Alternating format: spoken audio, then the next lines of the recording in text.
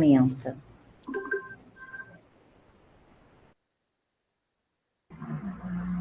Mensagem do Emmanuel, né? De meu aqui só vai ter a voz. Exatamente. Só um instantinho para eu colocar aqui na...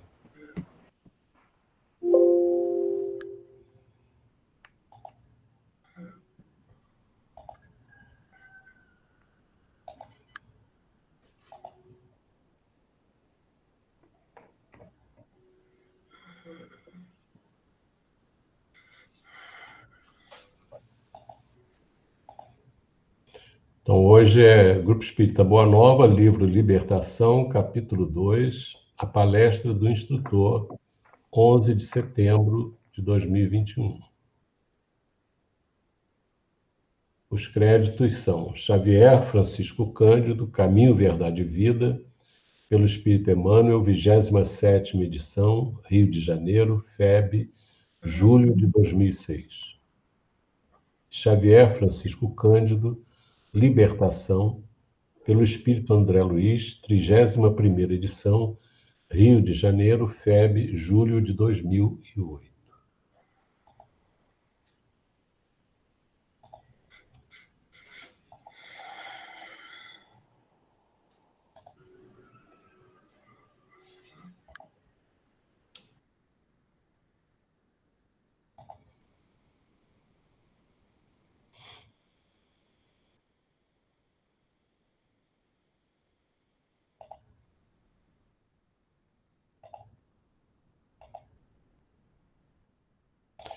Ai, meu Deus.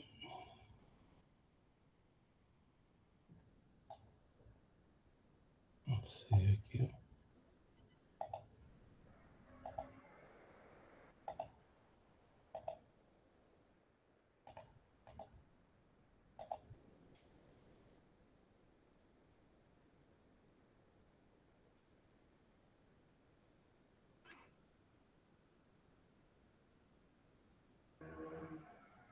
Ué.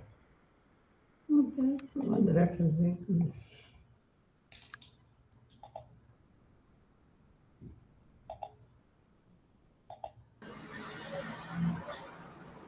Boa tarde, meus amigos.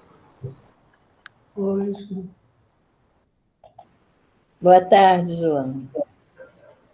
Oi, Johnny.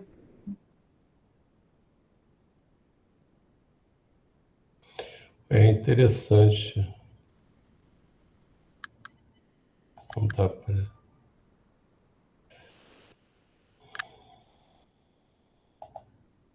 A Sônia começou a coçar a cabeça. Johnny Miro, seu aluno hoje está... Eu não sei o que está vendo. Compartilhar. Vou mandar minhas vibrações tecnológicas para ele agora. Manda aí. E não é só maximizar isso, Vanderlei? Você aperta o quadradinho ali para ele aumentar? Esse aqui é o PowerPoint? Não, é o Word. O Word. Então, esse tá, a gente está vendo, é só aumentar aí, não é não? Ah, esse aqui, né? Engraçado, por que ele foi parar aqui, eu não sei.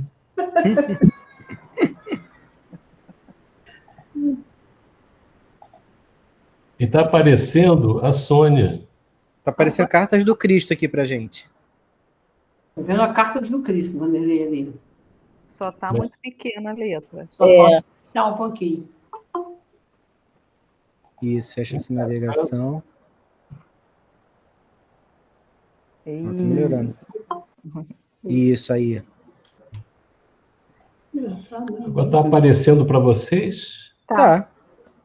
E para mim está aparecendo a Sônia. É porque a Sônia ou alterado o layout sem querer. Aponta o seu mouse na Sônia e aí tem tipo um pin. Ele deve estar fixado nela. Aí você desclica ele. Agora foi. Quem sabe, sabe. Olha, Vanderlei, me desfixa aí, Vanderlei. Ele tá te acompanhando aí, Sônia. Ele invadiu seguindo a votação. Ele tem o seguidor das redes sociais aí. Nossa, a Sônia não é fácil, não. Tem que ficar de olho vivo nela.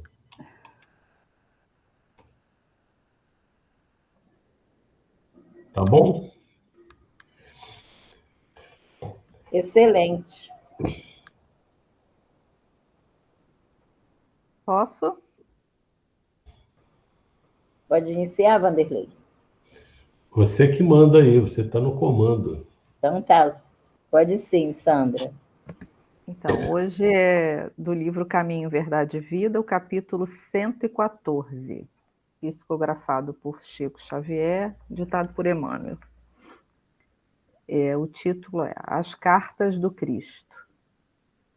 Porque já é manifesto que sois a carta do Cristo, ministrada por nós e escrita, não com tinta, mas com o Espírito de Deus vivo, não em tábuas de pedra, mas nas tábuas de carne do coração. Paulo, segunda carta aos Coríntios, capítulo 3, versículo 3. É singular que o Mestre não haja legado ao mundo um compêndio de princípios escritos pelas próprias mãos. As figuras notáveis da Terra sempre assinalam sua passagem no planeta, endereçando à posteridade a sua mensagem de sabedoria e amor, seja em tábuas de pedra, seja em documentos envelhecidos. Com Jesus, porém, o processo não foi o mesmo. O Mestre, como fez questão de escrever sua doutrina aos homens, gravando-a no coração dos companheiros sinceros. Seu testamento espiritual constitui-se de ensinos aos discípulos e não foram grafados por ele mesmo. Recursos humanos seriam insuficientes para revelar a riqueza eterna de sua mensagem.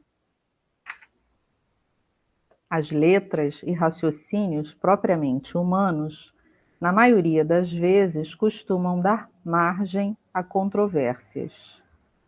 Em vista disso, Jesus gravou seus ensinamentos nos corações que o rodeavam, e até hoje os aprendizes que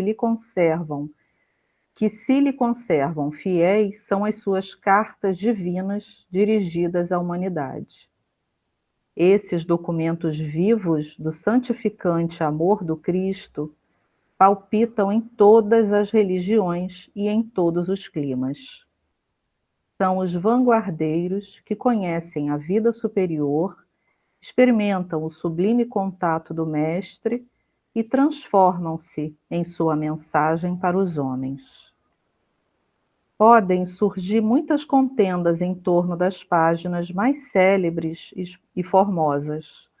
Todavia, perante a alma que se converteu em carta viva do Senhor, quando não haja vibrações superiores da compreensão, haverá sempre o divino silêncio.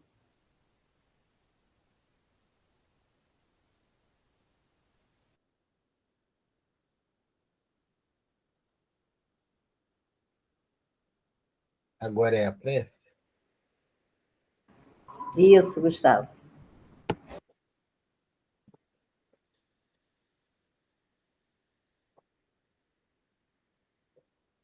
Deus, Criador de todo o universo, te agradecemos pela oportunidade de mais um dia em nossas vidas. Dia em que poderemos exercitar a virtude. Através desta prece, possamos pedir por todos os irmãos que foram citados, possamos agradecer por tudo que nos acontece, se vier a dor, por qualquer tipo de expiação ou provação, tenhamos resignação, possamos obedecê-lo, Deus, seguindo a tua vontade. Se vier quantidade grande de recursos, que possamos utilizá-los para ajudar os necessitados de toda sorte. Possamos também, nessa pequenina prece, juntar nossos pensamentos e orar por aqueles irmãos que têm tirado a própria vida.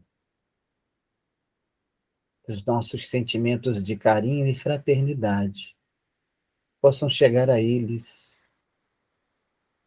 que muitas vezes ficam décadas, talvez séculos, sem ver a luz do sol, sem sentir o perfume de uma flor, uma árvore bela, linda, frondosa. Eles possam se sentir reconfortados para uma jornada de refazimento, que tenhamos assim uma boa reunião de estudo. Muita paz a todos.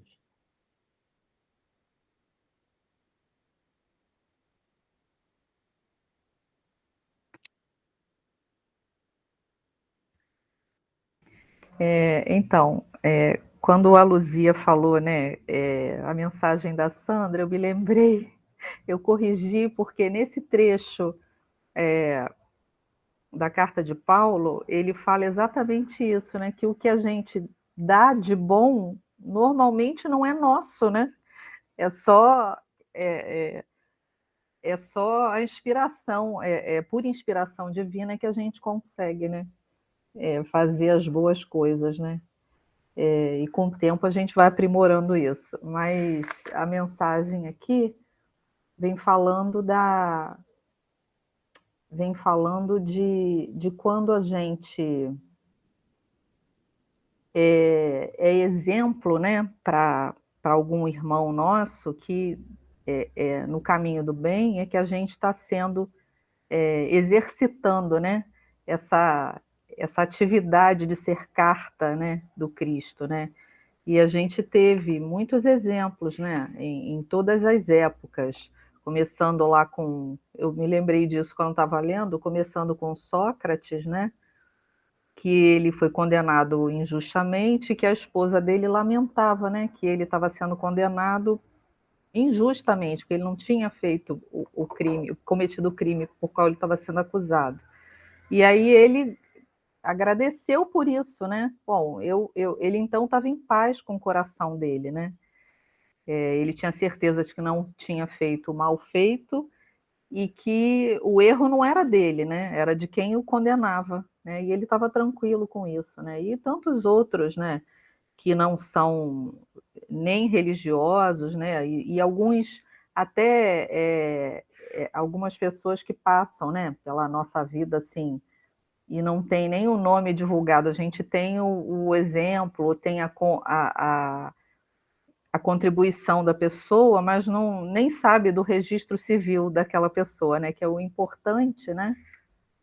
É você exemplificar o Cristo, mas na história a gente tem muitas pessoas que querem isso registrado, né?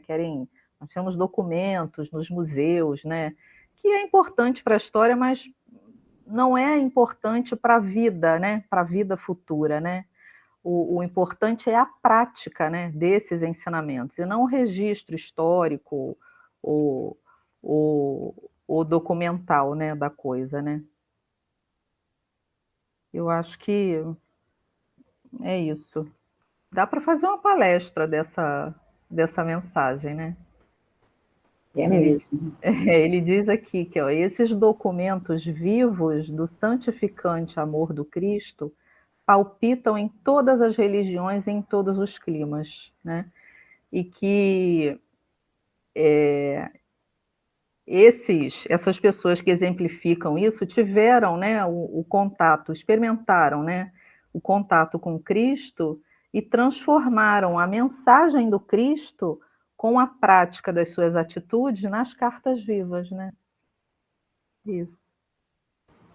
É muito interessante, né, Sandra? Essa mensagem a gente faz nos lembrar de vários, né, que passaram e deixaram, né, seus exemplos. Eu fiquei muito pensando na irmã Dulce, né?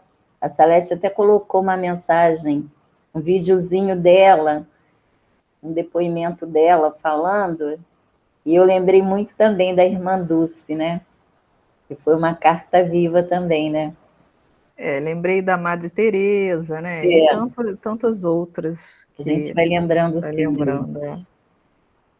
Então, a gente vai passar agora o estudo para o Vanderlei Coutinho, que está apresentando o material.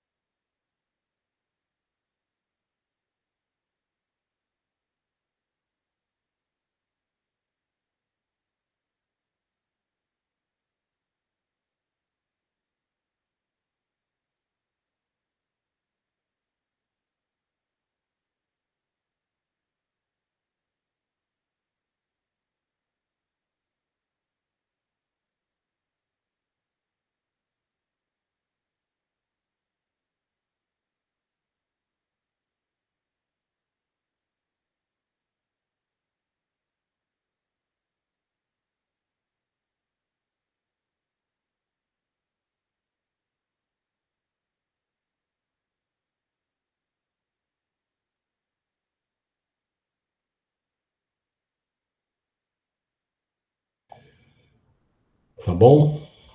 Então, nós vamos começar.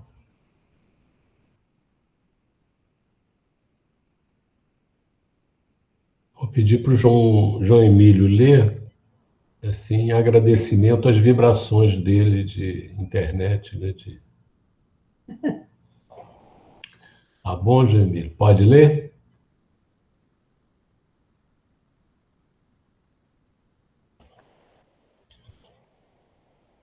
Ele tinha dado uma saidinha e avisou. Não sei se já retornou. Acho que não. Não sei. No ambiente que eu estou, ele não está. Ele avisou que ia sair um pouquinho. Acho que ele está falando alguma coisa do pai dele. Tá bom. Então, depois a gente ajuda ele a entrar aí. Então, eu pedi a Lourdinha para ler, né? Representante oficial dele. Com muito prazer. Só está pequeno para mim. Deixa eu virar meu telefone, acho que melhora. Continua pequeno, Vanderlei. Tem como aumentar um pouquinho? Olha, esgotou aqui. Tá pequeno para todo mundo? Então deve ser só para mim. Eu vou... Tá ótimo. É porque eu estou no computador, né? Tá, eu consegui aumentar aqui um pouquinho. Eu também estou no computador. Tá. Posso começar? Pode. Sim, tornou o orientador convincente. Para quem refletiu sobre o assunto durante muito tempo em sentido contrário à realidade, o apontamento surpreende bastante. Todavia, não vejo obstáculos à apreensão do ensinamento.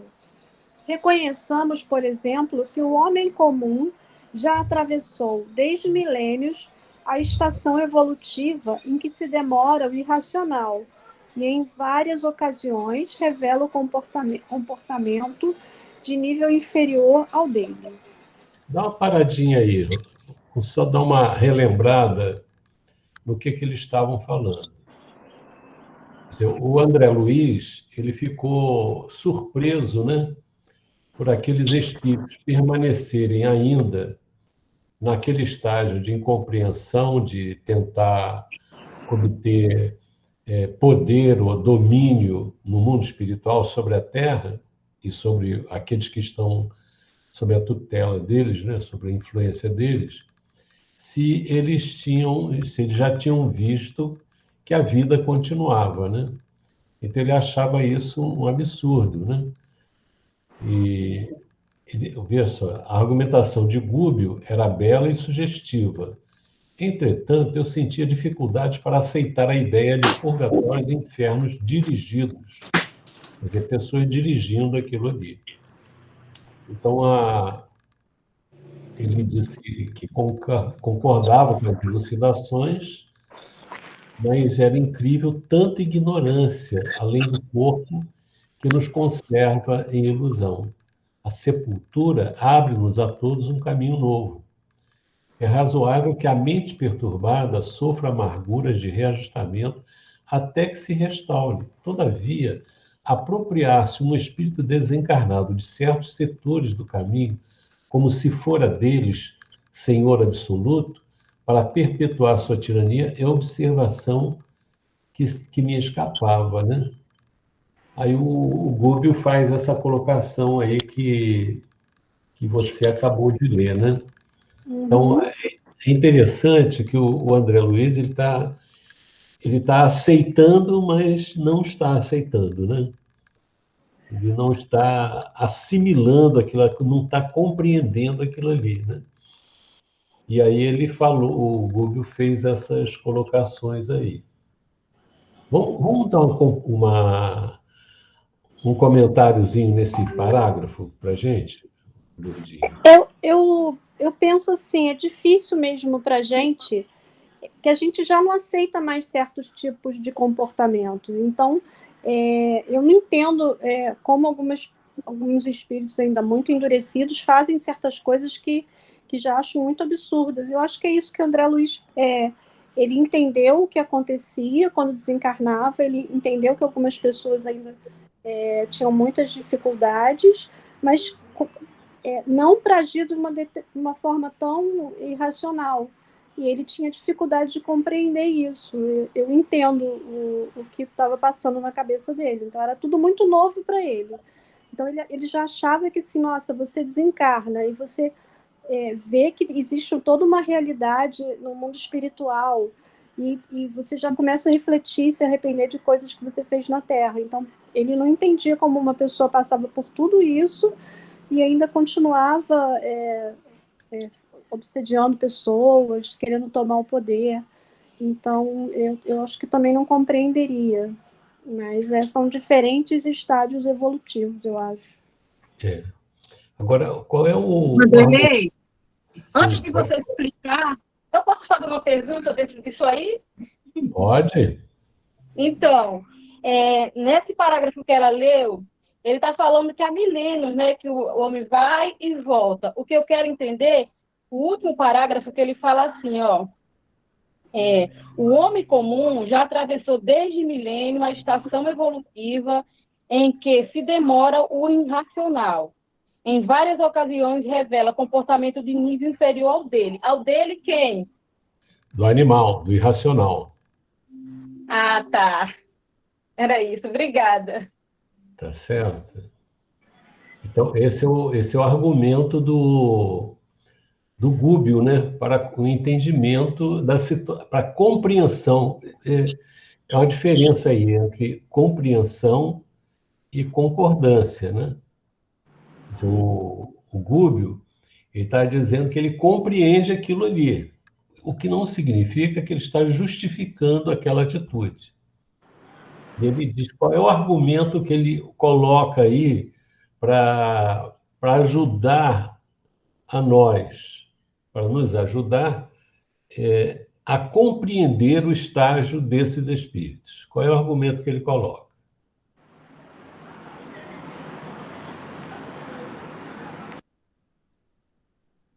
Ele está fazendo um argumento com a gente mesmo, né? Pelo menos que o que eu entendi aqui é que ele fala que nós, o homem comum, já atravessou desde milênios estação evolutiva em que se demora o racional. Nós já atravessamos essa estação, mas em várias ocasiões ainda revelamos comportamento de nível inferior ao desses animais. Pelo menos é isso que eu vi aqui, que o comportamento do homem ainda hoje, apesar de ele já ter feito um progresso evolutivo em relação aos irracionais, ele ainda tem atitudes irracionais. Até inferior ao irracional. Até inferior, é o que ele fala aqui. E realmente é mesmo, né? Se a gente parar para avaliar, tem horas que a gente, e nós tem comportamentos que se iguala, né? Ou até pior do que um irracional. Às vezes tem momento de... Eu me lembrei do próprio Evangelho, que ele fala lá no capítulo do Evangelho, que o homem, às vezes, era um homem polido, educado e tal, mas que, às vezes, dentro do lar, ele se revela uma pessoa com um comportamento totalmente irracional, igual dos animais. O fato dele de ter adquirido a cultura, né, a compreensão acadêmica, mas dentro dele ainda ele vai ter atitudes e posturas de um verdadeiro racional. Aí ele dá um exemplo, quando a pessoa está com raiva, quebra tudo, chuta, destrói, não tem o controle do seu campo emocional em determinadas situações. Isso eu estou falando em termos de irascibilidade, mas, às vezes, a gente vê também, em termos de comportamento, na atitude de relação com o outro, tanto no campo sexual ou no campo social, às vezes a gente vê pessoas já com um nível de compreensão e maturidade em termos de entendimento já elevado, mas as atitudes íntimas ainda se igualam, muitas das vezes, a animais irracionais, ou às vezes até pior do que eles. Porque o animal irracional, a gente até justifica que ele tem algumas atitudes. Fiquei me lembrando assim, se você pisar num cão, ele vai te morder. É uma atitude de ato reflexo, né? Ele é irracional. Mas, às vezes, a gente vê pessoas que pisam no pé da outra e a pessoa mata. E a pessoa já não é mais naquela faixa, não tem mais aquela faixa, não está mais no nível do animal. Mas a atitude dela é de uma atitude irracional. Isso aí.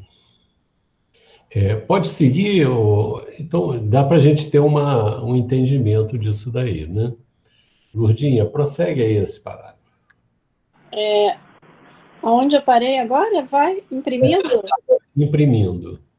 Imprimindo grave em torno a voz agradável e fraternal, acrescentou: notemos que nós mesmos, os desencarnados, nos movemos num campo de matéria que se caracteriza por densidade específica, embora rarefeita quando confrontada com as antigas formas físicas.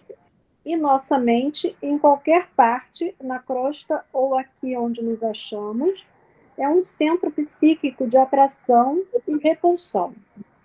O espírito encarnado respira numa zona de vibrações mais lentas, enfaixado num veículo constituído de trilhões de células que são outras tantas vidas microscópicas inferiores. Cada vida, porém, por mais insignificante, possui expressão magnética especial. A vontade, não obstante condicionada por leis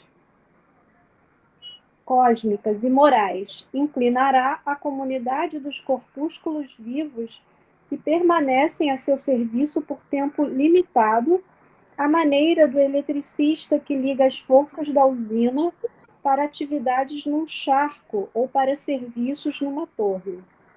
Sendo cada um de nós uma força inteligente, detendo faculdades criadoras e atuando no universo, estaremos sempre engendrando agentes psicológicos através da energia mental, exteriorizando o pensamento e com ele improvisando causas positivas, cujos efeitos podem ser próximos ou remotos sob o ponto de origem. Abstendo-nos de mobilizar a vontade, seremos invariáveis joguetes das circunstâncias predominantes no ambiente que nos rodeia. Contudo, tão logo deliberemos manobrá-la, é indispensável resolvermos o problema de direção, porquanto nossos estados pessoais nos refletirão a escolha íntima. Existem princípios, forças e leis no universo minúsculo, tanto quanto no universo macrocósmico. Dirija um homem a sua vontade para a ideia de doença e a moléstia lhe responderá ao apelo, com todas as características dos moldes estruturados pelo pensamento enfermiço. Porque a sugestão mental positiva determina a sintonia e receptividade da região orgânica, em conexão com o impulso à vida. E as entidades microbianas que vivem e se reproduzem no campo mental das milhões de pessoas que as entretêm, acorrerão em massa, absorvidas pelas células que as atraem, em obediência às ordens interiores, reiteradamente recebidas, formando no corpo a enfermidade idealizada. Claro.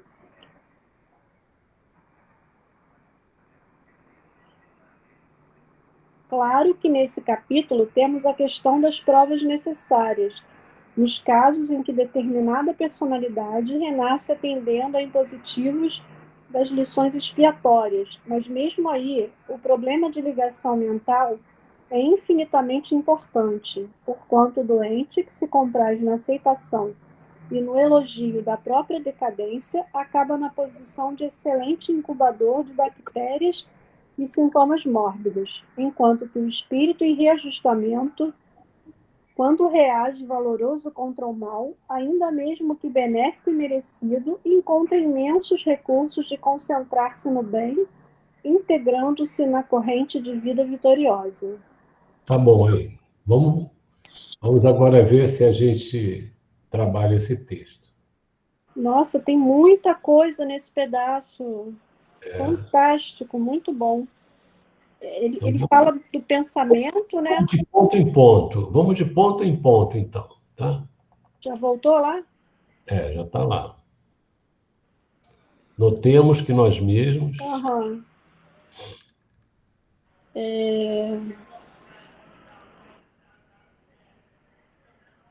Ele fala... Até repulsão. Lê de novo até repulsão. Notemos que nós mesmos, os desencarnados, nos movemos num campo de matéria que se caracteriza por densidade específica, embora rarefeita, quando confrontada com as antigas formas físicas. E a nossa mente, em qualquer parte, na crosta ou aqui onde nos achamos, é um centro psíquico de atração e repulsão. O espírito encarnado... Não, para aí. Vamos ponto por ponto.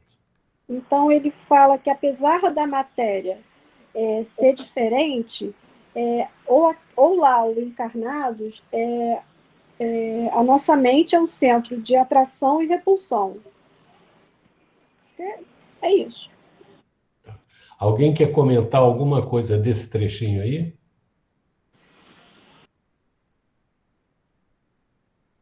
Wanderlei, eu fiquei pensando num imã. Sim. Você vai atrair e você vai repelir. Agora, eu fiquei imaginando as consequências disso aqui. Porque ele afirma que a nossa mente ela é um imã de atração, de repulsão.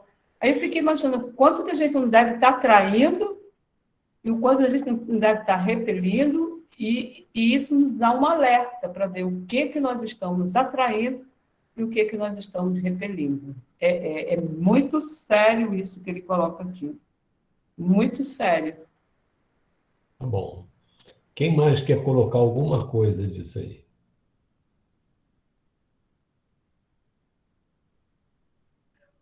Eu queria perguntar. Pode perguntar.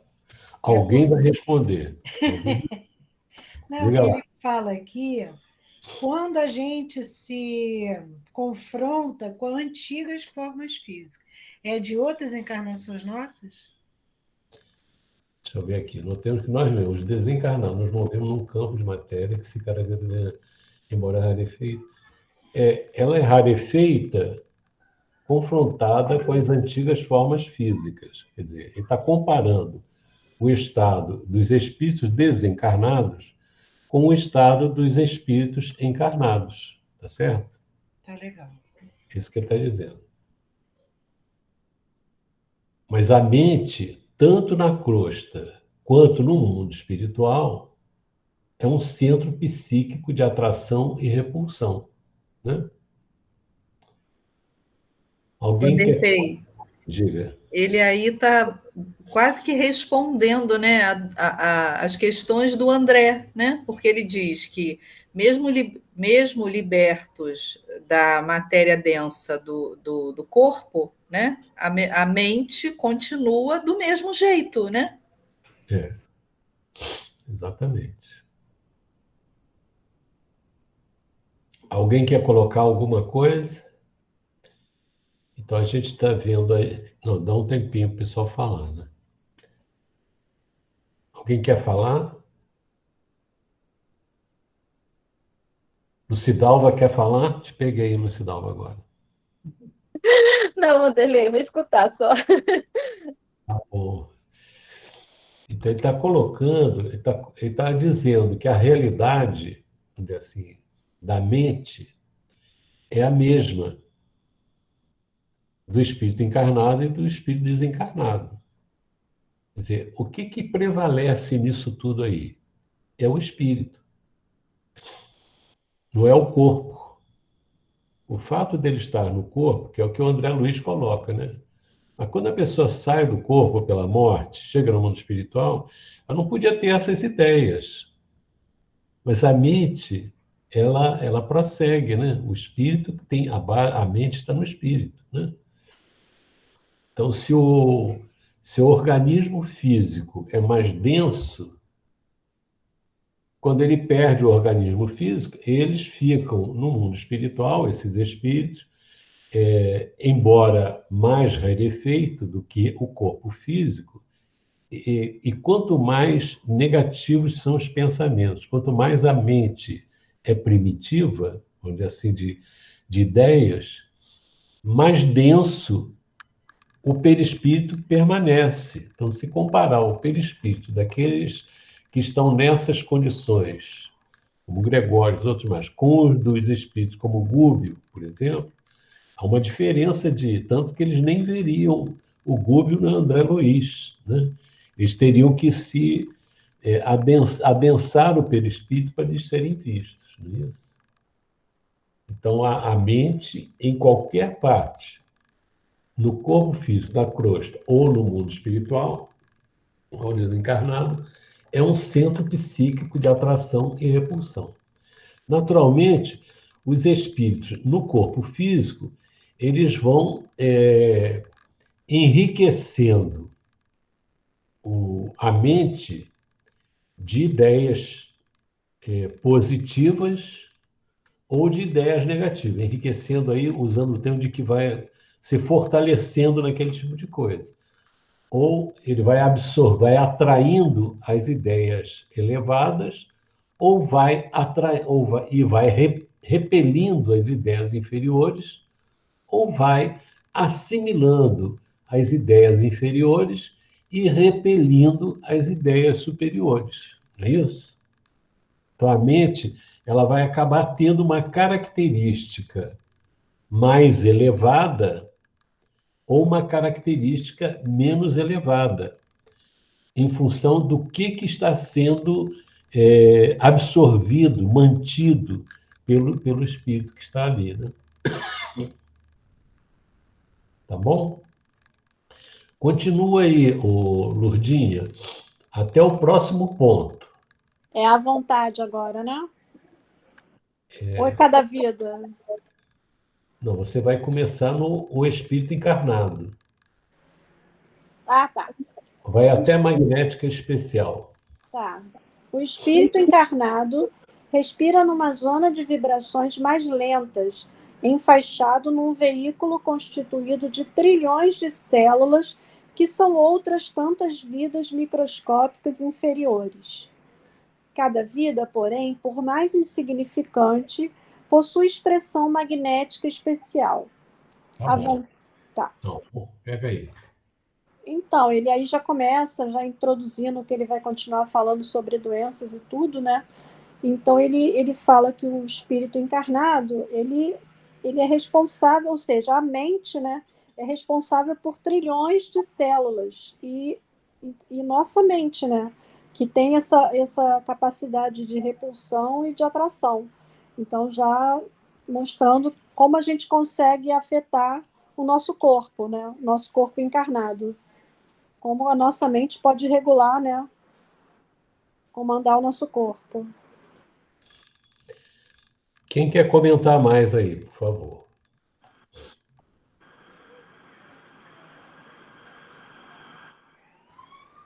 A célula não é um negócio morto. Ela tem vidas. Isso me chamou a atenção. Ele coloca aqui.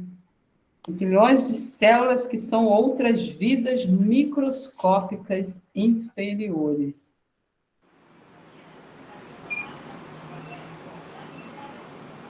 Quem mais quer falar? Quer falar mais, Sônia? Não sei se eu te cortei. Não, estou vendo a responsabilidade do espírito. Tá bom. Só isso. Quem mais quer colocar alguma coisa aí para a gente entender esse trecho? Então, deixa eu só falar um negocinho, pode ser?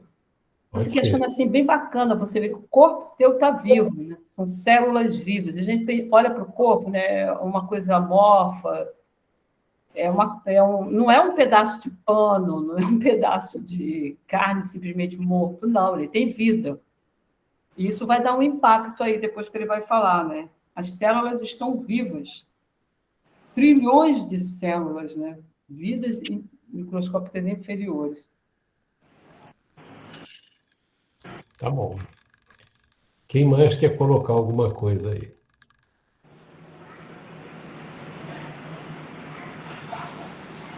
Eu acho que a gente mostra a responsabilidade que a gente tem que ter com o nosso corpo, né? Com a higiene de pensamentos e o ambiente que a gente frequenta, as coisas que a gente, coisas que a gente ingere, tudo isso faz diferença no nosso corpo e é uma responsabilidade nossa. Eu, Lurdinha Espírito, sou responsável por esses milhões de células do Lurdinha Corpo. Me deu agora uma sensação de responsabilidade maior ainda. Legal. Isso mesmo, Vanderlei, que eu pensei, que a Lurdinha falou, quando ele fala aqui, ó, cada vida, porém, por mais insignificante, possui expressão magnética especial, né? Aí, por rapidinho, eu pensei no suicida, né? Que eu estou lendo Memória de um Suicida, né? E eu estou numa parte onde eles estão lá visitando os setores, né, das pessoas, dos espíritos que estão lá se recuperando. Aí eles se deparam num setor onde eles estão passando por muitas dificuldades. Aí o mentor lá explicando que quando esses espíritos reencarnarem, é aquele grupo de cegos, mutilados, né? Com deficiências visuais. Então, dependendo do que foi feito, né? Da questão deles terem se suicidado, eles vão vir na próxima encarnação com essas provas. E aí isso me chamou muita atenção, o que a Lurdinha falou, né? Cada vida, porém, por mais insignificante, né, que as pessoas não valorizam, possui expressão magnética especial, quer dizer, isso num todo, né? Olha a grandiosidade que é, e aí nos coloca mesmo com essa responsabilidade de cuidar do nosso corpo, né? Porque é o nosso instrumento de evolução aqui que Deus nos dá, né? Eu fiquei muito pensando nisso também. Legal. Mais alguém?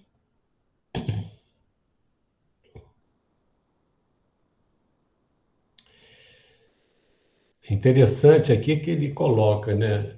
O espírito encarnado, somos nós, né?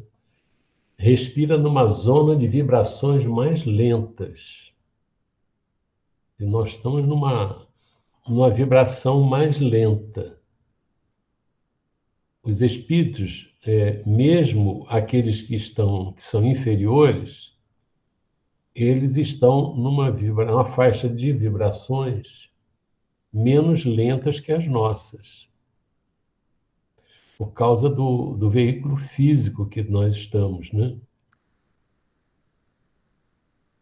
Uma zona de vibrações mais lentas. Respira numa zona de vibrações mais lentas, enfaixado num veículo constituído de trilhões de células, que são outras tantas vidas microscópicas inferiores. É interessante, eu não sou especialista nessa matéria de biologia, mas a gente tem informação que essas células, elas não vivem enquanto nós estamos vivendo. Elas morrem e nós continuamos vivendo, né? E parece que o nosso corpo ele se modifica de tempos em tempos em função da substituição das células. E o que mantém as células... eu ouvi falar que as células... que chama aquelas do cérebro, né? Os neurônios é que não se substituem, né? Quer dizer, eu não sei se isso ainda está valendo.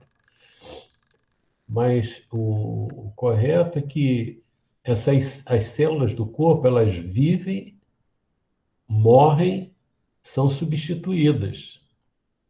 Então, o que mantém essas células a serviço do espírito é o espírito, né? É o equilíbrio, né?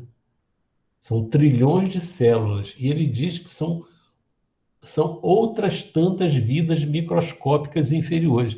É muito interessante isso, né?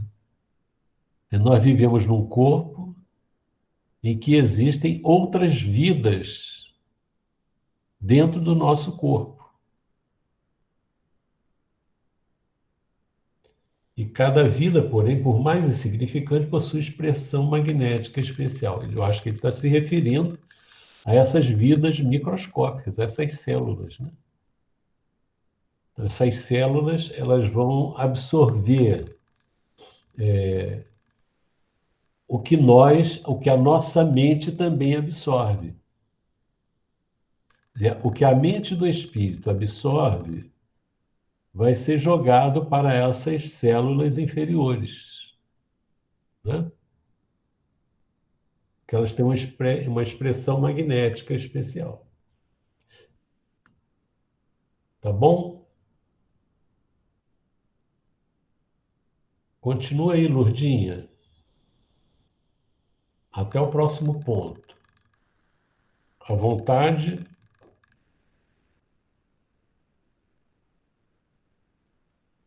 Na última linha. Você está sem microfone. Desculpa. Clica 2 vezes nesse espaço entre as folhas, que aí ele se une.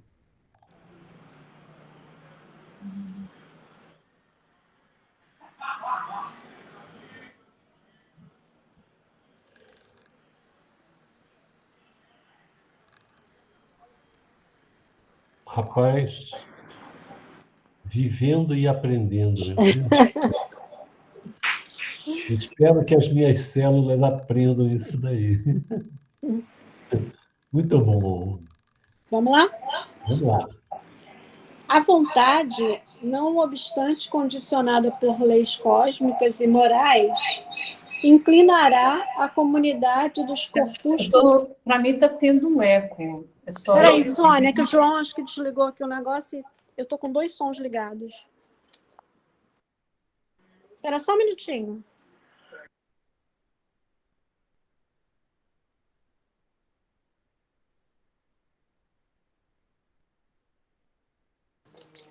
Tá, o João vai desligar aqui para mim, eu já vou poder ler. Peraí.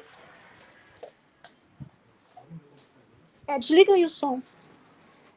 Tá.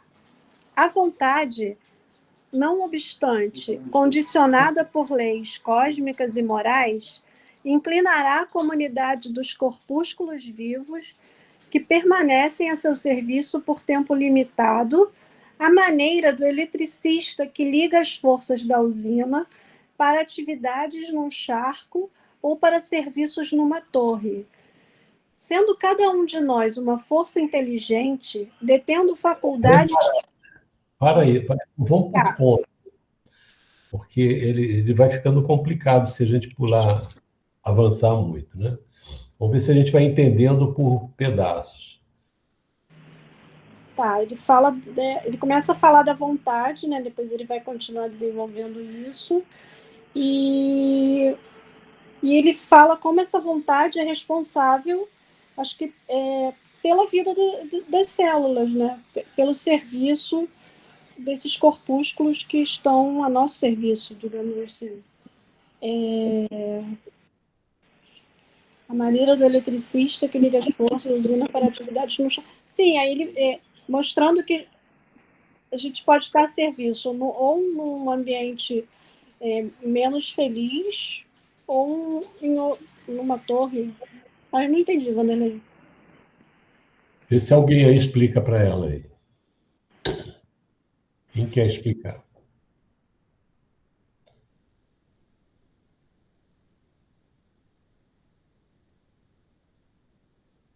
O João Emílio também pode pegar aí uma casquinha, se quiser.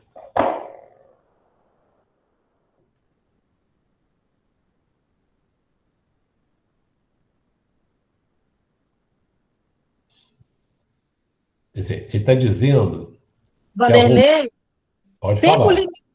tempo limitado é o tempo que a gente permanece aqui na Terra? Não, não. Vamos explicar isso aí. Tá. O que ele está dizendo? A vontade,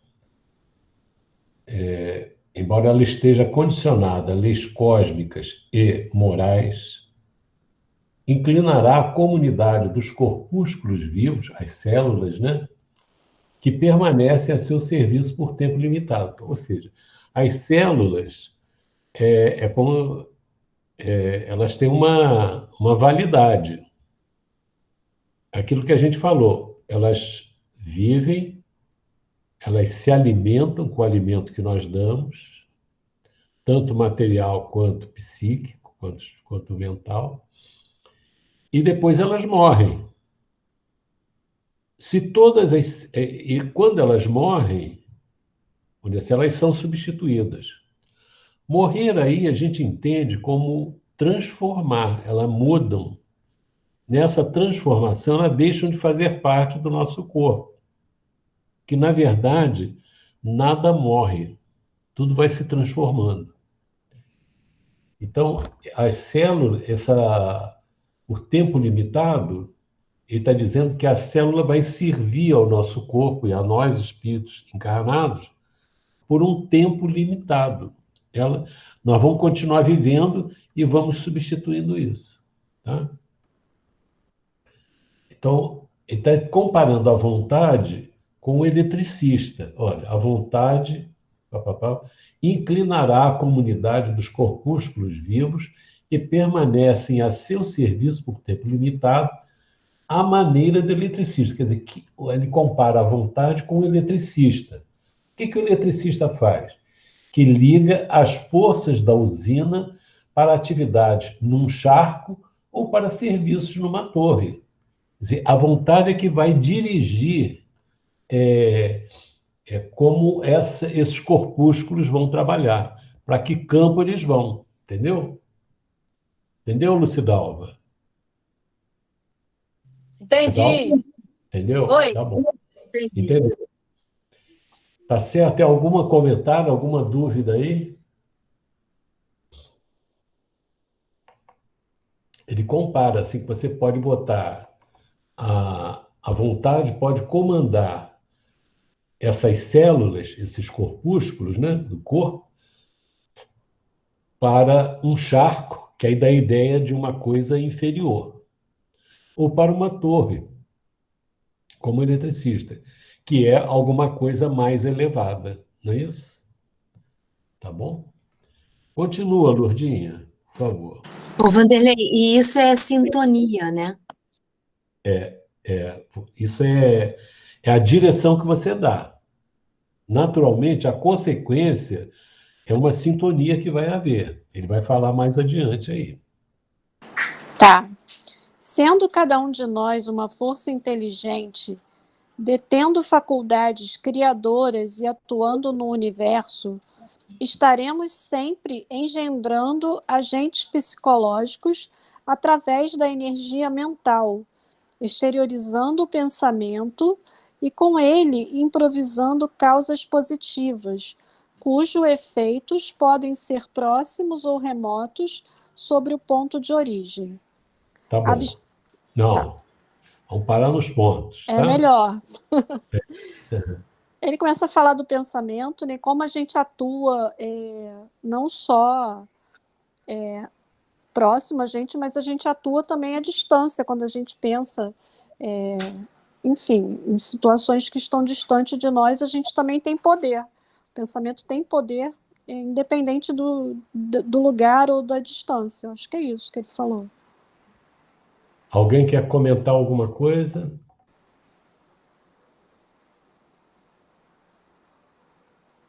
O que ele está dizendo aqui? Ele está dizendo, sendo cada um de nós uma força inteligente. Quem que é uma força inteligente? O espírito. O espírito. O espírito é tudo aqui.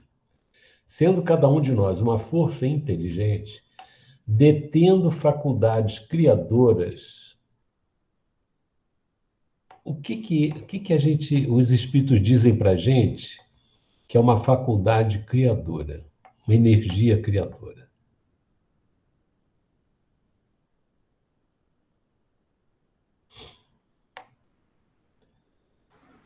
Chamar os jovens para responder, né? É isso aí.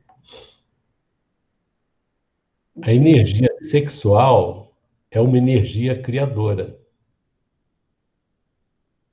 Energia que mobiliza, que trabalha na criação, sob diversas formas. Ela se apresenta sob diversas formas. Então, olha só, sendo cada um de nós uma força inteligente, detendo faculdades criadoras e atuando no universo, quer dizer, nós somos uma força inteligente, detemos faculdades criadoras e atuamos no universo. Então, assim que a gente atua no nosso quarto aqui, na nossa casa, a gente atua no universo. Estaremos sempre engendrando agentes psicológicos através da energia mental, exteriorizando o pensamento e com ele improvisando causas positivas, cujos efeitos podem ser próximos ou remotos sobre o ponto de origem. Legal? Isso aí dá aquela ideia de campo, né? O André Luiz ele faz uma comparação. Você tem uma noite escura. Você acende uma vela, a luz da vela vai iluminar forte perto de você. Mas ela vai ao infinito. Mas à medida que se afasta do ponto de origem, ela perde força. Força no sentido de ela vai sendo menos perceptível, mas ela está sempre presente ali. Então, o nosso pensamento, olha, estaremos sempre engendrando agentes psicológicos através da energia mental, exteriorizando o pensamento. E o pensamento, ele se desloca em que meio? Hein? No fluido. No fluido cósmico, ou fluido universal. Eu pensei na prece, Vanderlei. Também. Né? É uma forma dessa exteriorização. É uma forma. Mas nós estamos sempre exteriorizando. Nós estamos pensando, pensa na ideia da vela. Nós não paramos de pensar. Nosso pensamento é contínuo. O pessoal diz assim, você está pensando em quê? Não estou pensando em nada. Está pensando. O que os Espíritos dizem que nós estamos na manutenção da vida física, quando a gente está pensando em nada. Mas a gente está sempre pensando. Então, estamos sempre engendrando agentes psicológicos através da energia mental, exteriorizando o pensamento. E com ele, improvisando causas positivas ou negativas, né? Cujos efeitos podem ser próximos ou remotos sobre o ponto de origem. Quer dizer, a gente está aqui, a gente pensou uma coisa, isso vai embora. E pode ser uma influência próxima, uma influência lá distante, que vai exteriorizar. Tá certo? Por exemplo, quando a gente manifesta um sentimento de ódio, esse sentimento de ódio vai embora. A gente vai ver o que ele vai dizer aí. Vai estabelecer sintonia com algum sentimento de ódio. Se é um sentimento positivo, vai embora.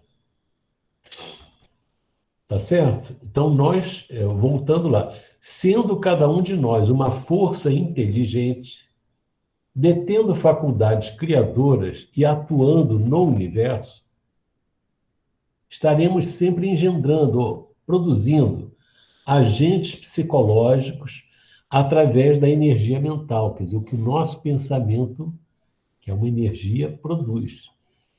Exteriorizando o pensamento e, com ele, improvisando causas positivas, cujos efeitos podem ser próximos ou remotos sobre o ponto de origem. Isso é muito legal. Você imagina Deus. Deus não tem a mente como a nossa, né? Nem pensar. Mas a influência de Deus sobre a sua criação é uma influência que ninguém pode eliminar. Vai ser sempre uma influência que vai chamar os espíritos, a criação dele, para um plano mais elevado. A gente pode resistir o que quiser, mas vai chegar uma hora que nós vamos sentir vontade de nos alimentar dessa interferência divina, que não se acaba e que respeita o nosso livre-arbítrio. Então, ver que a vontade é um elemento importante. A gente pode fazer o seguinte: a gente pode viver na vida e deixando que as coisas fluam como nós somos por dentro. Ou seja, a minha vontade é o quê? É fazer o que eu sempre fiz. Isso, na verdade, isso não é vontade, isso é uma repetição, né? Mas vamos ver lá. Segue agora. Vai, Lourdinha. Abstendo-nos de mobilizar a vontade, seremos invariáveis joguetes das circunstâncias predominantes no ambiente que nos rodeia. Contudo, tão logo deliberemos manobrá-la, é indispensável resolvermos o problema de direção, porquanto nossos estados pessoais nos refletirão a escolha íntima. É legal. Vamos lá. A gente tem o poder, né, com a nossa vontade. Se a gente deixar o sabor da vontade, que ele falou, né, vamos virar joguetes das circunstâncias, que podem ser boas ou podem ser ruins, né? E então quando a gente decide usar a vontade, a gente tem que dar uma direção a ela, que tem que ser uma boa direção, né? Acho que é isso. Quem quer comentar aí? O Vanderlei, eu me lembrei aqui desse trecho lá da conversa com o ministro Flacos, né? Que em certo momento ele diz que o inferno é um problema de direção espiritual, né? No caso, o inferno ou o céu, né? Uhum. É isso aí. Quem mais? Eu acho também que a gente sempre expressa a nossa vontade, né? Porque, na verdade, o que a gente faz, o que a gente fala e o que a gente pensa está expressando a nossa vontade, a não ser que a gente tenha um impulso negativo e lute contra esse impulso negativo, também expressando a vontade de sobrepor-se a ele, dando a direção de autocorreção. Mas tudo que a gente está fazendo, falando e pensando está mostrando uma vontade, né? Quer dizer, está mostrando talvez uma tendência nossa. E a gente vai usar a nossa vontade para ir para um lado ou para o outro, né? Pensando aqui no roteiro da história, se você não usa a sua vontade, alguém vai usar a vontade dele para te usar. Então, isso é interessante, né? E aí, obviamente, se você quer coisas boas, você precisa direcionar a sua vontade para obter coisas boas. Eu estava pensando aqui que, quando ele fala de abstendo-nos de mobilizar a vontade, no que seria isso, né? Mas eu acho que é quando a gente meio que está na ociosidade, que você não faz nada, que acaba não fazendo nada nem de bom nem de ruim. Então, eu acho que é nesses momentos que você está assim, você se deixa levar. Eu acho que é aí que a gente vira joguete, né? Talvez seja isso. Eu fiquei pensando também, o primeiro ponto que eu queria pudesse ser esclarecido, quando ele fala aqui que quanto nossos estados pessoais nos refletirão a escolha íntima. O que deveria ser esse estado pessoal? Seria a condição do espírito, a bagagem espiritual que ele traz? O estado íntimo de calma, de tormenta, ou de... Enfim, isso é um ponto. E fiquei também pensando no que o Lurdinha falou, também é uma interrogação, quando ele coloca aqui, abstendo-nos de mobilizar a vontade. Seria tão só a vontade estar inativa, ou a vontade ela está direcionada para um ponto, digamos aí, numa direção negativa, um ponto negativo, e a gente precisaria mobilizá-la para um ponto positivo. Não é que ela estaria, não é que a vontade estaria inativa, mas ela estaria direcionada ou voltada para uma esfera inferior. Quando ela está voltada para uma esfera inferior, ela não está inativa. Inativa, quando eu falo assim, ela está parada, está paralisada? Eu acredito que não. São vários questionamentos, né? É isso, estou cheia de questionamentos. Eu estava pensando também que quando a gente não usa a vontade, quando ele fala abstendo-nos de mobilizar a vontade, a gente está deixando de usar a nossa inteligência.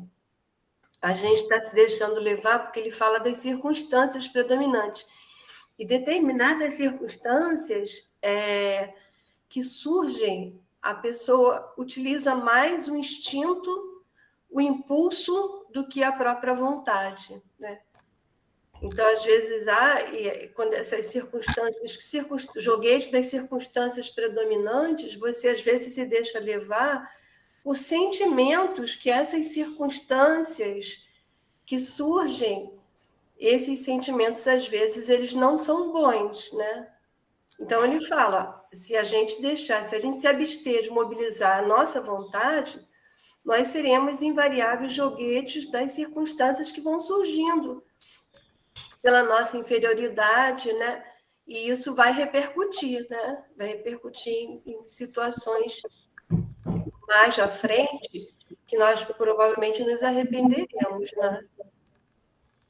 Neném, vou colocar uma situação rapidamente para ver se isso encaixa nisso. Eu estava em determinado local e, de repente, houve uma situação de um grande conflito. Houve um conflito entre um atendente e uma pessoa que estava sendo atendida. E aí começou uma discussão, ele levou o tom de voz, a pessoa também destrambelhou. E aí, estava ali. Aí, a gente que está ali no ambiente, você sentia um impacto. Aí veio um impulso, né? De entrar no meio daquela confusão. Aí eu peguei, pensei, parei, respirei fundo. Você estava no meio daquele tumulto todo, não era comigo, era alguma coisa próxima. Aí eu peguei, o que eu fiz? Eu saí, fui para o banheiro, e lá no banheiro eu continuava alterada ainda, mas aí eu parei, falei, vou orar aqui a Deus. Aí comecei a tentar orar. Estava difícil até para orar, mas eu fiquei lá um tempão assim, até eu conseguir aquietar a alma, respirar, aí consegui entrar em equilíbrio, e orei, pedi a Deus, serenei, e aí depois eu voltei para o ambiente ainda estava quente, mas eu já estava assim, meio que uma neutralidade, mas eu estava numa outra faixa. É mais ou menos isso? Porque não foi fácil, tipo, eu abaixar ali aquele impacto vibracional, porque tudo mexeu na gente, fiquei totalmente alterado, né? Mas não era comigo, entendeu? Ali tinha dois caminhos. Ou eu entrava ali naquela faixa e destrambelhava geral também, né? Eu me desequilibrando, ou eu tinha que sair e dar um jeito de neutralizar aquela situação. Isso tem a ver com isso? Vontade? Estou trazendo um exemplo prático. Isso acontece comigo, mas pode acontecer com qualquer um. Tem tudo a ver com isso. Veja só, para você reagir a essa situação, não ser dominada pela situação, você teve que usar a vontade. Então, o que ocorre numa situação dessa? Isso aí é uma indução. A gente já viu, né, que a indução, você pega lá, é mecanismo da mediunidade, a indução é quando, por exemplo, você tem um violão, aí você toca, e tem 2 violões. Você toca numa corda, aquela onda vai fazer vibrar a outra corda que está na mesma sintonia. Entendeu? A outra corda estava lá paradinha. Você tocou aqui, ela vai repercutir lá. Então, as atitudes, por exemplo, você vê um filme que, às vezes, os que deveriam ser os homens de bem são iguais ou piores que os bandidos. E quando você vê, você fica torcendo para o bandido.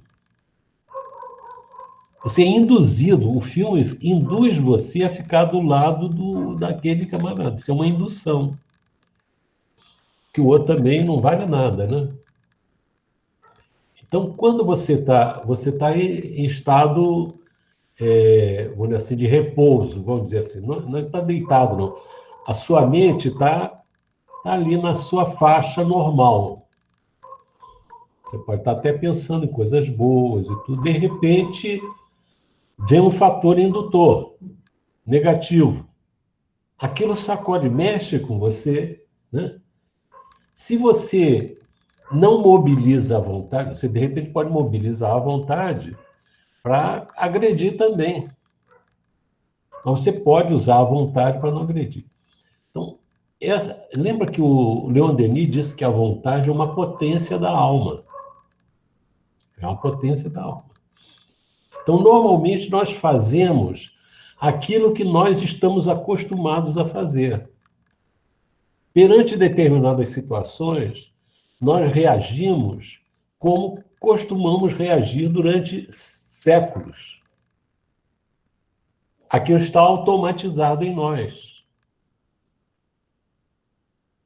A gente não pode dizer que a nossa reação não é uma reação que não foi vontade nossa. Foi uma vontade que foi cristalizada dentro de nós e a reação é aquela ali, igual o camarada que treina lutas marciais. Ele repete. Depois, quando ele tem que agredir ou se defender, ele não pensa, não, eu vou fazer assim porque eu quero fazer assim.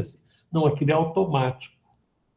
Então, as nossas vivências passadas já criaram automatismos em nós, dentro de nós, na nossa mente, no nosso coração. É automático aquilo. Se nós não mobilizarmos a vontade, quer dizer, fazer um trabalho para você analisar, o espírito analisar se aquilo é bom ou ruim, você vai ao sabor das circunstâncias, joguetes das circunstâncias. Eu fiz isso porque, olha, depois a pessoa se arrependeu, não queria fazer isso, mas fez. Porque nem precisou pensar, nem precisou querer, aquilo já está treinado.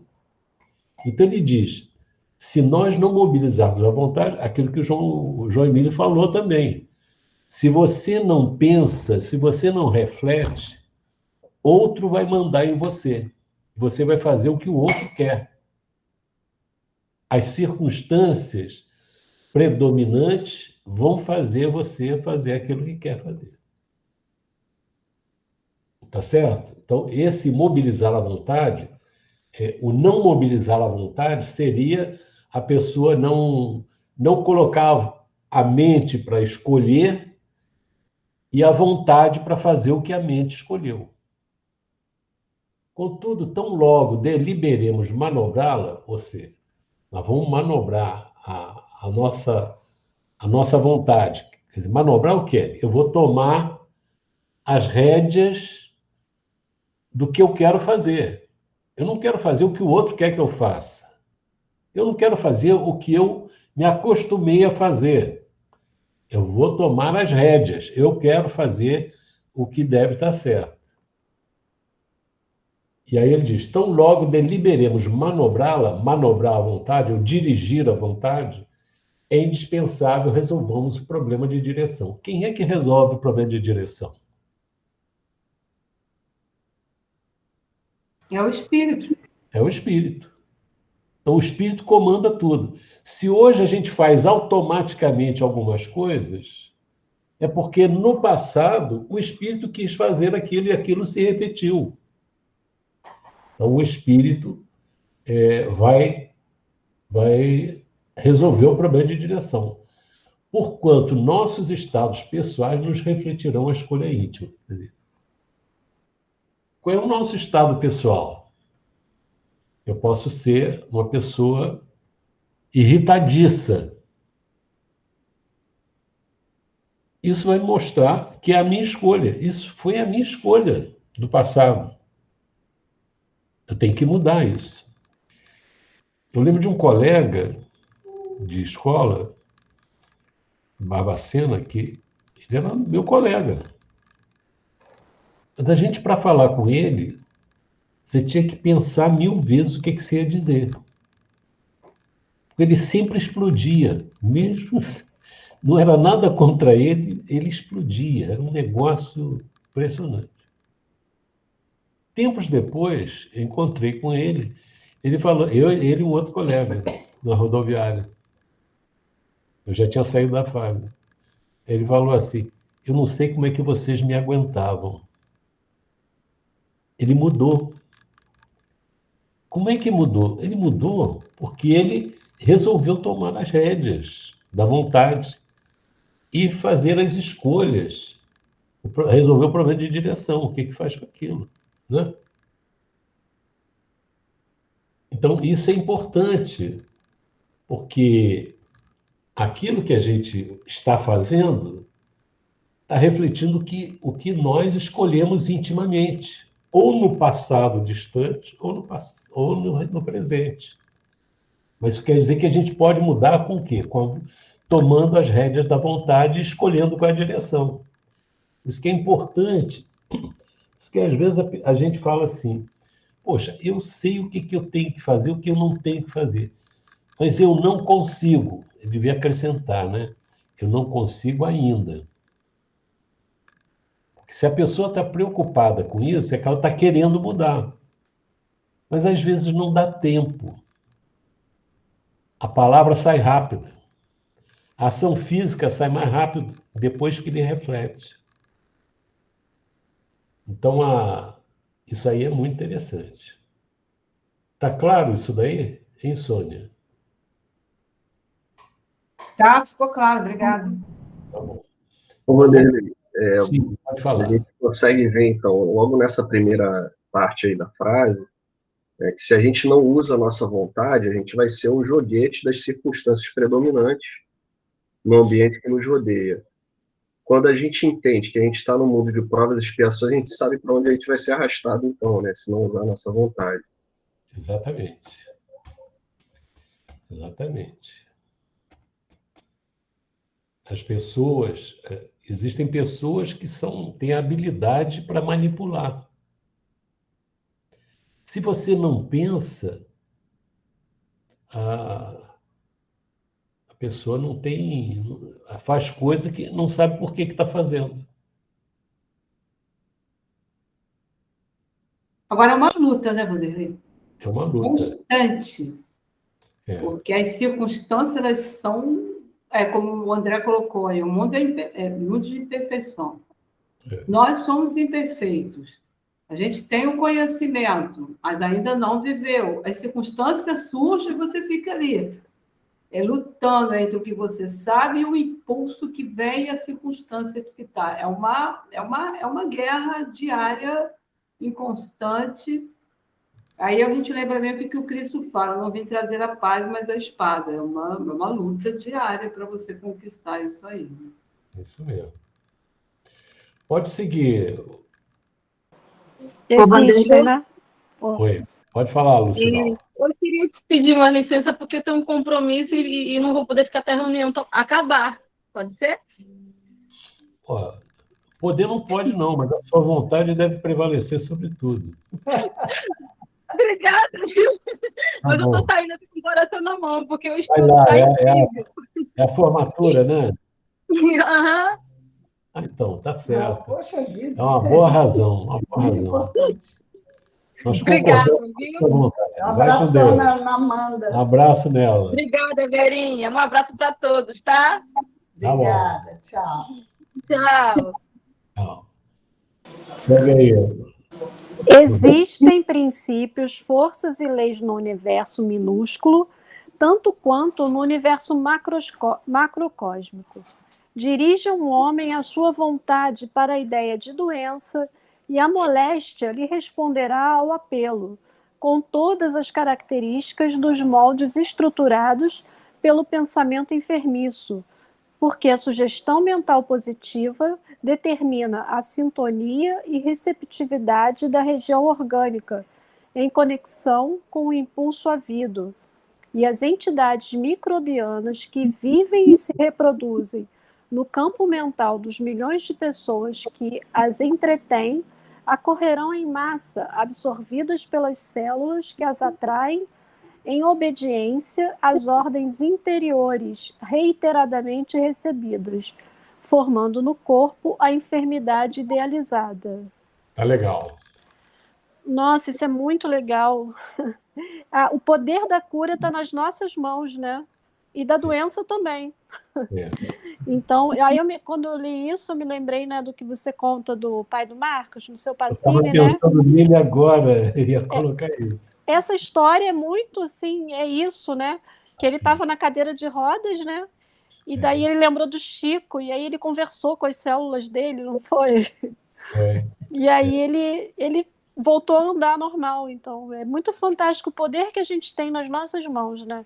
Se a medicina soubesse disso, essa informação é muito preciosa. Isso aí. Lourdinha, a gente teve essa notícia, né, de que ele estava lá na cadeira de rodas, não sei o quê. Aí, quando ele foi falar lá no local lá em Juiz de Fora, ele foi assistir andando. Aí, viu? Muito surpreso com isso, de vê-lo andando. É muito legal, muito legal. Aliás, foi ela que falou para a gente, né? Ele estava de cadeira de roda, né? E estava mal mesmo. E aí ele lembrou da conversa que ele teve com o Chico há muito tempo, né? Eu acho que foi isso. E o Chico falou que quando ele ficava assim doente, ele conversava com as células, né? Falou, vocês têm que agir direitinho, conversava. Imagina o Chico doutrinando as células dele, né? Aí é que não funciona, não consegue botar tudo em dia, né? Porque o olho dele ficava doendo, o coração ficava doendo, né? Assim, mas não, quando impedia, eu lembro que ele falava assim, né? Olha, ele falava para o corpo dele, o Chico, olha, eu vou para a reunião, viu? Se você não vai, é um problema seu, mas eu vou para a reunião do centro. Aí o corpo se arrumava todo e levantava com ele, né? Então, o Chico falou que conversava com as células, e ele começou a fazer isso, começou a falar. E ele saiu da cadeira de roda. Impressionante, né? Agora, não vamos desprezar os remédios também que ajudam, né? Então, Mas também tem o contrário, né, Lourdinha? Por exemplo, eu Sim. tive uma época, muitos anos atrás, que quando alguém falava de uma doença, falava que estava doente, sentia isso e aquilo, eu saía sentindo aqueles sintomas. Eu achava que eu estava com aquela doença, entendeu? Vera, minha mãe é assim. Ah, é? Não, eu não sou mais, não. Não, a minha mãe fica doente só de ouvir falar. Isso aí.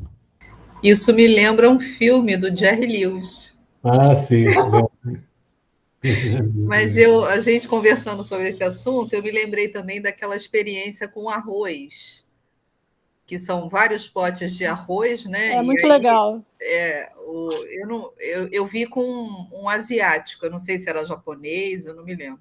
Que aí ele dizia um bom dia efusivo, né, para aquele primeiro pote, e para os outros ia declinando essa alegria. E aí o primeiro pote, que era mais bem tratado, digamos assim, ele não deu mofo, né? Muito interessante. Ele falava coisas boas, tipo, eu amo Isso, você é muito importante, tudo. Poxa, Legal. muito bom. Ô, Vera, tem uns pensamentos bons para mim aí também. Eu sempre tenho pensamentos bons para Tá você. bom. Por isso que eu estou bem, feliz da vida. Então, ele coloca aqui que tem princípios, forças e leis no universo minúsculo. Quer dizer, as células estão lá sob as leis, né? Mas no macrocósmico também. A ideia de doença e a moléstia... Eu estava lendo um negócio que... Acho que é o Emmanuel que fala isso. Que, às vezes, o médico ele recebe a pessoa com tanto carinho, com tanto estímulo, que ele já cura a pessoa com as palavras, né? A pessoa já sente, já há uma mudança para aquilo ali, né? Está na Gênese também, né? Kardec Gênese. fala disso lá no capítulo 14. Então, deve ser... é isso aí que eu li, o capítulo 14, lá para o trabalho de vocês, né? Foi isso mesmo.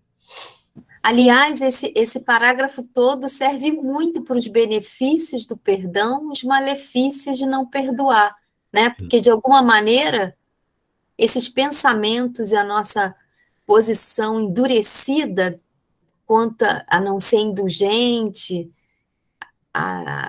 dentro de nós, isso aí o perdão é uma direção da nossa vontade, né? É engraçado que às vezes a pessoa está com uma dor na perna, essa perna não vale nada, aí que ela fica revoltada, né, e piora, né? Essa perna não vale nada, não serve para nada, não sei o quê, coisa e tal, o corpo não vale nada, aí pronto. Tem que agradecer, né?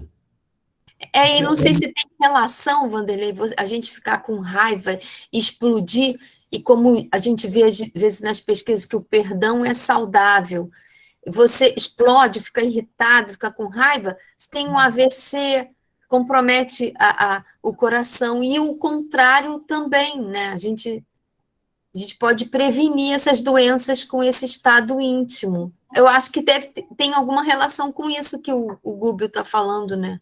Tem sim. Morrer de raiva. Morre de raiva mesmo. Diga.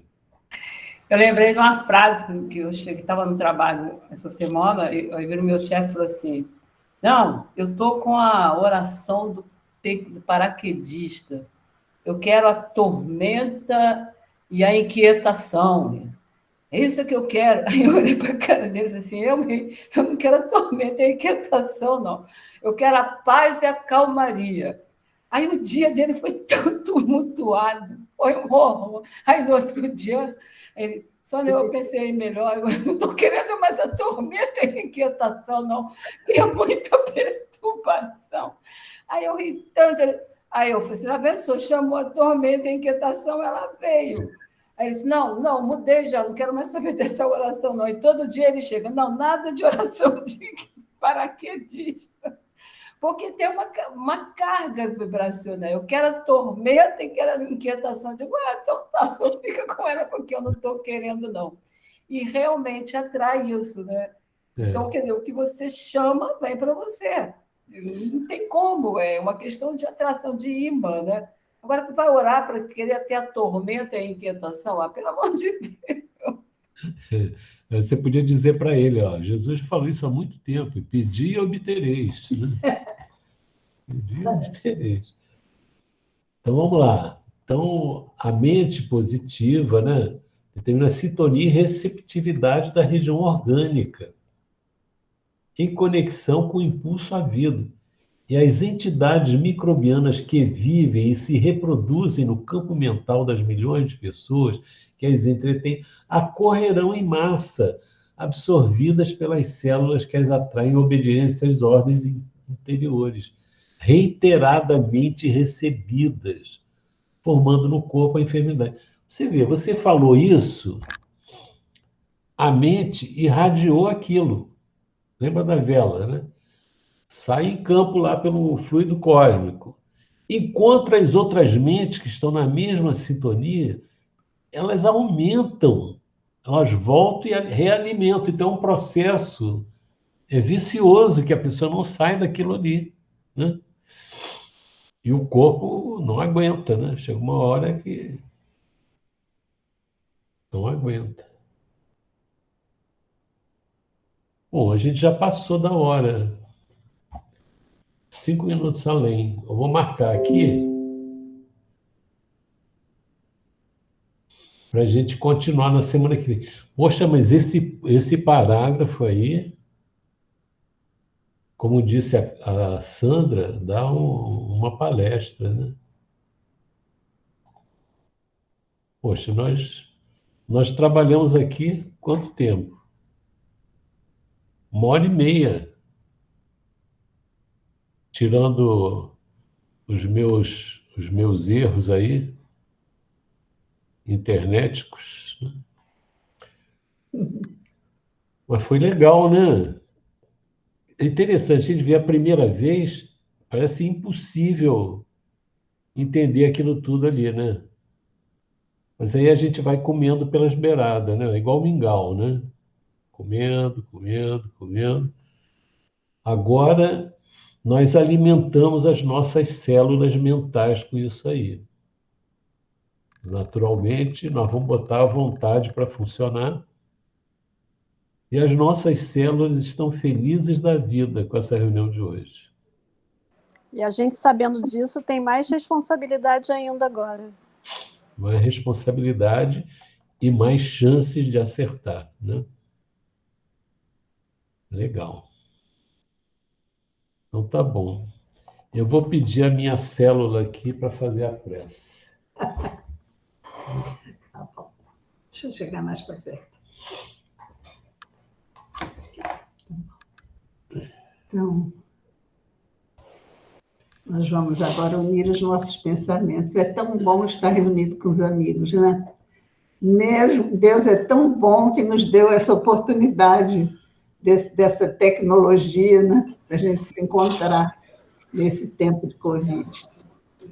Então, Vera, desculpa quebrar o protocolo aqui, mas o meu pai tá com um estado agravando, aí eu queria pedir para envolvê-lo na prece. Tá certo, tá bom. Então vamos envolver todos os outros nomes que já foram citados, né? Envolver o João, nosso amigo, que ele receba as nossas vibrações fraternas e que ele esteja cercado dos seus amigos espirituais que velam por ele sempre, nós temos certeza. Então, querido Jesus, amigo nosso de todos os momentos, nós estamos aqui reunidos, Senhor, agradecidos por essa oportunidade que nos é oferecida de orar juntos, de aprender, de estudar juntos as suas lições.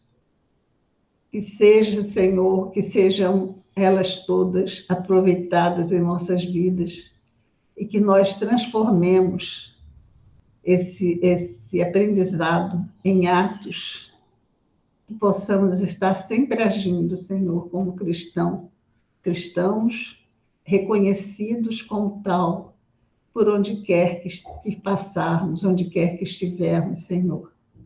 Muito obrigada, Mestre amado. É tão bom estarmos aqui juntos. É tão bom estar falando do Espiritismo, essa doutrina libertadora.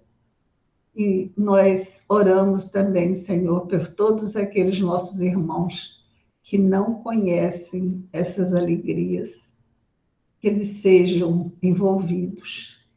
Esses todos que estão se deixando levar pelo desespero, pelo pessimismo, que eles busquem lá internamente aquela luz de esperança que Deus permite que tenhamos, que possam todos, Senhor, encontrar um caminho através da prece de alívio para suas dores.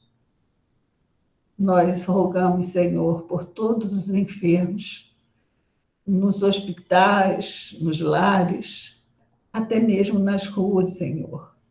Pedimos por esses irmãos nossos que passam por essa prova tão difícil. Rogamos o seu amparo, a sua proteção para os profissionais de saúde que lutam heroicamente contra essa doença e os pesquisadores que sejam felizes nas suas pesquisas. Muito obrigada, Jesus querido. Nós rogamos a sua proteção para os nossos lares, para as nossas famílias, para os nossos amigos. E também, Senhor, por aqueles que ainda não aprendemos a amar. Que a sua paz se faça em nossos corações, Senhor, hoje e sempre. Graças a Deus. Tá bom. Tá bom, pessoal. Eu vou encerrar. Até logo mais nessa leste. Boa tarde, muito obrigada. É daqui a pouco.